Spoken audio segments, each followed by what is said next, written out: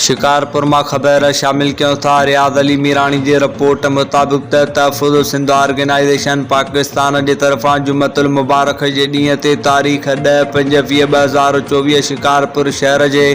अंदर रोस्तम मोड़ ते फ़ी सबीलिल्लाह थधे ऐं मिठे पानी के कैंप जो एहतमाम किया वियो, जंहिंमें सवन की तादाद में मर्द तोणी औरतुनि मासूम ॿारनि ऐं बुज़ुर्गनि कैंप तां थधो मिठो पानी पी करे दिल से दुआऊं ॾींदा रहिया। हिन सख़्त गर्मी के अंदर कैंप जो एहतमाम करण में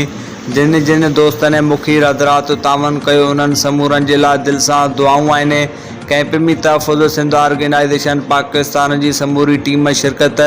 मरकज़ी चेयरमैन मौलाना Ghulam Yasin Haidari, senior vice Syed Ataullah Shah Bukhari, vice chairman Abdurrahman Shaikh, मरकज़ी जनरल सेक्रेटरी हाफिज़ नईमुल्लाह फारूकी, चेयरमैन यूसी 5 कुर्बान अली शेख, अगवान मुश्ताक अहमद जोखियो साहब, अगवान मकसूद अहमद जतोई साहब, मरकज़ी जॉइंट सेक्रेटरी रोशन अली शहर, मरकज़ी audit chairman Arbab Ali Solanki, vice chairman जिला शिकारपुर इम्तियाज़ अहमद जोगी, प्रेस तर्जमान Lucky Nizamuddin Jogi, vice chairman city Shikarpur Rizwan Ahmed Memon, chairman UC 6 Ejaz Ahmed Soomro, सहाफ़ी रियाज़ मीरानी शिकारपुर।